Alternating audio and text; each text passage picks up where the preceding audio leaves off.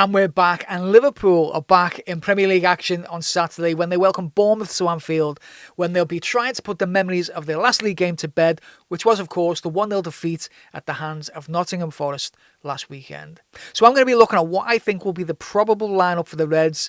But first, let's take a quick look at what we can expect from the South Coast team and why Arne Slot and his staff will be taking this game very seriously. So what kind of team are Bournemouth? Well, this is the second season in charge for boss Andoni Iraola, who brought in a high-pressing game for the Cherries, which at first he struggled to implement. For instance, in his first 12 games in charge, Bournemouth won 65 turnovers in the final third and conceded 26 through balls. In his final 12 games of last season, they won 79 turnovers and conceded 17 through balls. So you can see the progress that they made over the course of last season. This season so far has been a bit of a mixed bag, but in their last visit to the city, they beat Everton 3-2 with a last-minute winner. So they'll be hoping that they can reproduce something similar at Anfield.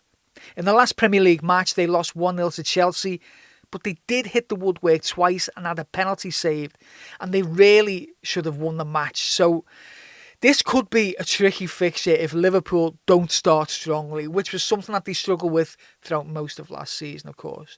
Expect Bournemouth not to stray too far from their high-pressing game, but they will have to execute it perfectly and in the right moments if they don't want to get caught on the counter by Liverpool.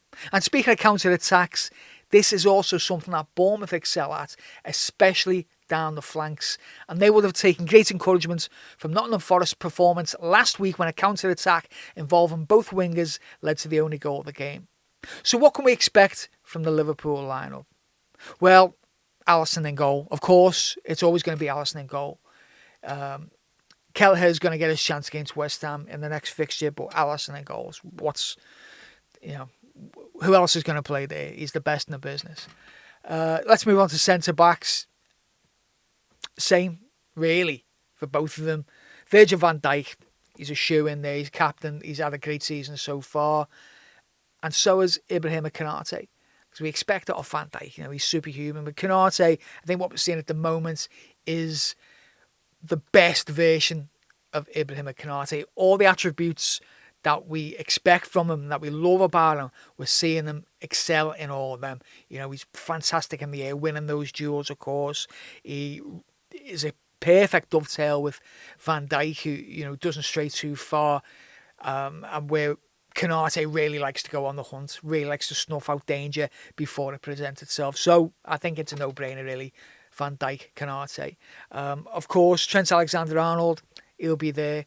Right back, we know what his game's about, floating into the middle, picking up those deep line playmaker positions. We know what will happen there. So if he's doing that, you need a level head at left back, because quite often Liverpool will be segueing into a back three. Tsimikas played left back against Milan. He's not going to play left back against Bournemouth. Of course, it'll be Andy Robertson. I think what we've seen so far from Robbo this season is a more conservative version of him. I think obviously this is enabling Trent to kind of go walkabout a little bit more, a little bit more of a safety net. And I think the days of when we would see a front five for Liverpool with Trent on the right and Robbo on the left being the highest, most advanced players for Liverpool, I think those days are probably gone under this system for the most part. So Robbo will be there as less of a marauding left back, a little bit more conservative, keeping a little bit more defensive stability. So in midfield, I think we'll see Ryan Gravenberch as a lone number 6. What we've seen at Anfield so far this season, I think what we'll see against the kind of less aggressive teams is Gravenberch's a lone 6. I know we talk a lot about this dual pivot from McAllister. I think for the most part, Gravenberch will be there with a little bit of fluidity if maybe in the earlier stages when I expect Bournemouth to press Liverpool a little bit more. I think McAllister will have that kind of freedom to kind of sit in the double pivot, move on a little bit further. Szoboszlai will be there in that kind of 10-esque position, attacking midfield player, I guess. He was brilliant against Milan. I think if you can put another good performance in here, I think we could do with seeing a little bit of a run of games from Slobozai and a run of good performances. It'll do him the world of good. But for the most part, we're seeing the same kind of team. So we've got a front three.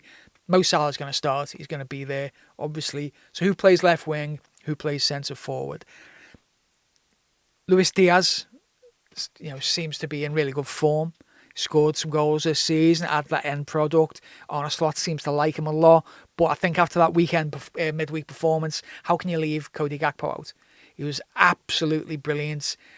In with a shout to the man of the match. He really, really made the difference. And I think if you want a squad to work, I think you've got to reward a player when they can put in that kind of performance. Came off after 60 minutes or so he's got the legs there. I would really hope Gakpo gets a start here and gives himself a little bit of encouragement, and I think he should do it, which means that there is another place open for grabs. Up top, Diogo Jota, maybe he's looked a little bit leggy, he's not quite as sharp. I think really he could probably do with just dropping out the limelight for a game or so, at least for 60 minutes or so. So will that mean Darwin Núñez starts up front? Maybe Cody Gakpo starts up front and Lucho starts on the left there. I think Darwin Núñez will start up top. I think he's been not knocking on the door so much because he hasn't really convinced in those substitute cameos.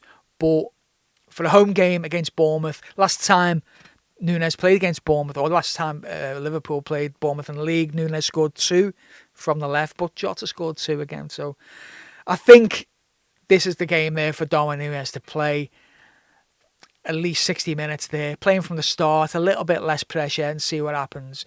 In terms of Chiesa getting some good game time, I think he'll get 10, 15, 20 minutes, maybe a touch longer.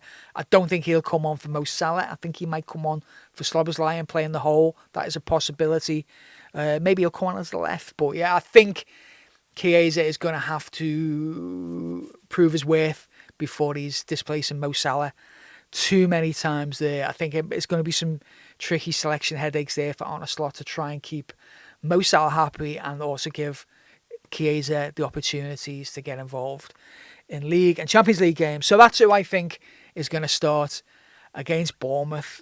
If you've got different ideas, then obviously leave them in the comments and stuff like that. But it's an exciting time, again, to be a Liverpool fan after it being a miserable time after the Nottingham Forest game. It just shows you how quick things can move being a football fan. It's ridiculous, really. Why put ourselves through it? So my prediction, Liverpool 2, Bournemouth 0. Up the Reds.